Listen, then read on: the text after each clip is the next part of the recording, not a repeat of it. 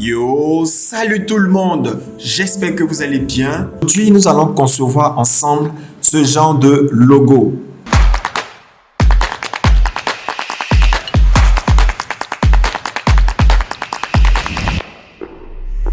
Alors, la première des choses à faire pour moi, c'est de pouvoir donner une couleur différente à ma couleur blanche. On aurait pu faire cela depuis l'ouverture d'un nouveau projet, mais moi, je préfère le faire ici. Donc, ce que je fais maintenant, c'est d'aller sélectionner l'outil pinceau pour pouvoir donner la couleur noire à mon calque. Donc, je sélectionne sur la barre d'outils à ma gauche l'outil pinceau, je cherche. Voilà, on a aussi la possibilité de pouvoir sélectionner l'outil pinceau à partir du raccourci clavier touche B. Alors, je sélectionne l'outil pinceau et parce que je veux pouvoir en un clic donner la couleur noire sur toute la surface de mon calque blanc, je vais augmenter l'épaisseur. Je vais mettre l'épaisseur de mon pinceau à 5000. Une fois que c'est fait, je me rassure que la dureté est également à 100. Après avoir fait cela, je fais un clic sur mon calque et en un clic, j'ai ma couleur noire. Juste après, je vais saisir mon test, mes lettres qui vont me permettre de pouvoir créer le genre de logo qu'on a vu tout à l'heure dans la présentation. Alors, je sélectionne l'outil test. Le raccourci clavier de l'outil test, c'est la touche T. Donc, une fois sélectionné, je clique sur mon calque. Voilà. Alors, je tape O. Voilà. J'utilise le raccourci clavier CTRL T pour la transformation manuelle. Voilà. Je tire les extrémités pour pouvoir agrandir ma lettre O. Une fois que c'est fait, je vais faire CTRL-J pour dupliquer en gardant les mêmes proportions, la même taille de ma lettre O. Donc voilà, c'est fait. Il y a un nouveau calque ici à ma droite qui est apparu. Juste après, je vais sélectionner l'outil de déplacement. Son raccourci clavier, c'est la touche V ou c'est le tout premier outil en haut. Voilà, la touche V. Je vais sélectionner. Je vais bouger ma deuxième lettre O que j'ai copié-collé. Voilà, toujours en gardant les mêmes proportions de la première lettre O que j'ai créée. Alors, la chose suivante à faire, c'est que je veux pouvoir les lier les deux. Je veux pouvoir les superposer d'une manière... je veux pouvoir les superposer pour qu'ils ressemblent à ça. Voilà. Après avoir fait cela, je viens sélectionner mes deux calques en maintenant la touche CTRL et en cliquant sur mes deux calques de lettres O. Tac, tac. Après avoir sélectionné mes deux lettres O, je vais faire le raccourci clavier CTRL-T pour la transformation manuelle. Cette fois-ci, je veux pouvoir centrer mes deux lettres O. Donc, je vais chercher la ligne 1 violette qui est apparue là devant vous. Voilà. Une fois que je suis satisfait, je fais entrer pour valider mon déplacement, ma transformation. Maintenant que c'est fait, nous allons aller appliquer sur le haut récent qu'on a copié un masque de fusion. Ici en bas où il y a l'appareil photo, on clique dessus. Voilà, il y a notre max de fusion qui s'est créé. Et on veut pouvoir effectuer notre effet sur le max de fusion du haut qu'on a copié. Donc, on veut partir sur la base du haut principal. Donc, je viens cliquer sur le haut principal. Je vais chercher dans la barre de fenêtre la sélection. Donc, la sélection qui est entre test et filtre. Donc, je clique sur sélection. Après avoir cliqué sur sélection, il y a une fenêtre qui sera déroulée. Donc, je vais chercher dans cette page-là, récupérer la sélection. Quand je clique dessus, je fais OK. Voilà, il y a la sélection qui est autour de mon haut de base, le premier haut qu'on a saisi. Donc, ce que je veux pouvoir faire maintenant, c'est de pouvoir dilater, de pouvoir espacer ma sélection de ma lettre O. Donc, je repars dans sélection dans ma barre de fenêtre. Je vais chercher modifier. Dans modifier, je vois cadre, je vois lisser, je vois dilater, je vois contracter, je vois contour progressif. Ce qui m'intéresse ici, c'est dilater. Chez moi, à la base, c'est 15. Donc, chez vous, vous pouvez mettre la valeur de 10, vous pouvez mettre la valeur de 20. Plus vous mettez une valeur qui est plus forte, plus il y aura plus d'espace entre la sélection et votre test ou votre objet, votre image. Donc, 15 pour moi, je vais mettre 20. Voilà. Après avoir saisi ma valeur de 20 pixels, je fais OK ou Entrée.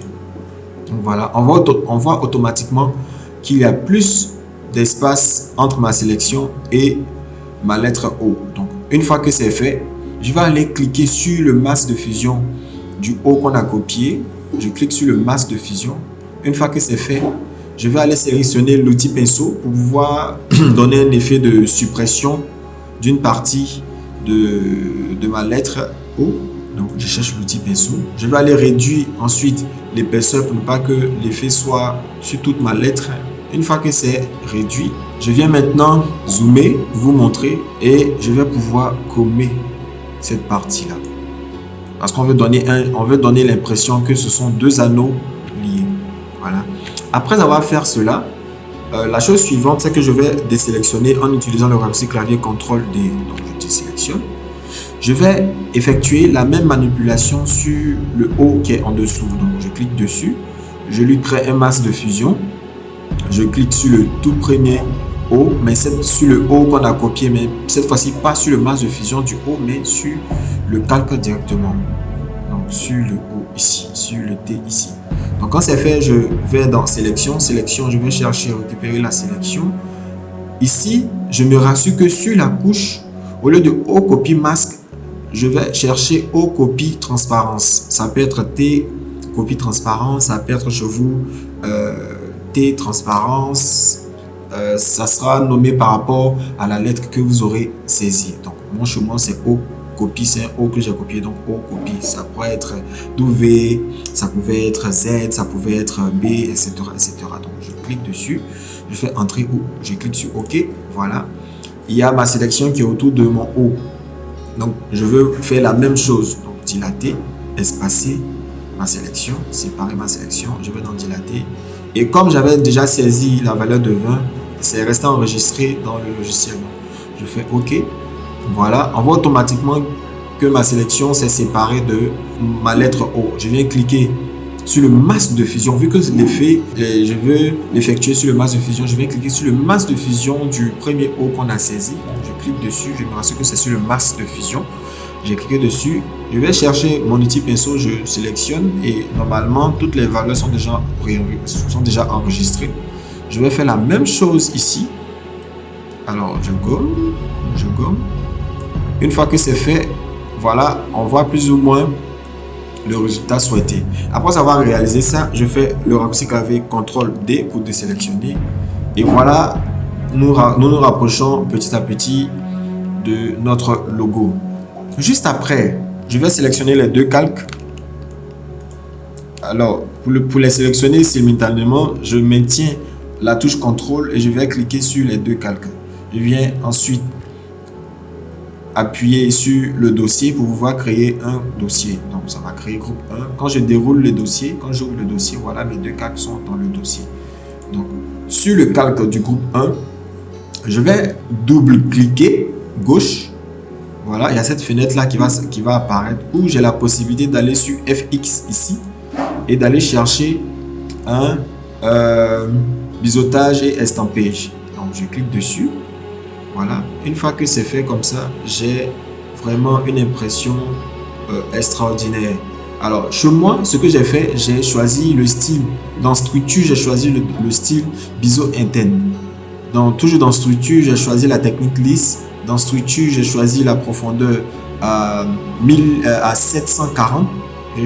J'ai pris la valeur de profondeur 1740. J'ai pris la taille à 76. J'ai pris un flou 16. Le mode de ton foncé est un produit couleur noire, opacité 65. Le mode de ton clair est en superposition couleur blanche en 50. Bon, cette couleur là n'est pas mal, ça donne le genre d'un anneau argenté en argent. Voilà, si je suis satisfait et que je n'ai rien d'autre à rajouter, ce que je vais faire, c'est que je vais venir sélectionner l'outil test pour pouvoir nommer le logo, pour pouvoir donner le nom de notre logo. Donc je fais un clic et maintenant, vu que c'est deux anneaux, un anneau dans un autre anneau, ça peut être heureux mariage, ça peut être winding, ça peut être best lie, ça peut être O pour observer, O pour oser. Donc, oser observer. On va partir de cette base-là. Oser observer. Observer. Voilà. Après avoir trouvé le nom de mon logo, là, c'est parce que c'est un exercice. Sinon, je l'aurais déjà trouvé. On a déjà le logo qu'on veut concevoir à la base. On a le nom du logo qu'on veut concevoir à la base. Donc, maintenant, je vais faire le raccourci clavier CTRL-T pour augmenter la taille de du nom de notre logo. Voilà. Je le déplace. Je le mets en dessous. Je le centre. Voilà. Une fois que c'est fait, je vais alors aller dans mon style de calque. Je vais sélectionner le biseau pour pouvoir donner le même genre. Mais cette fois, on voit que l'effet n'est pas vraiment top. Donc, ce que je vais faire, je vais aller jouer sur ma profondeur et sur ma taille.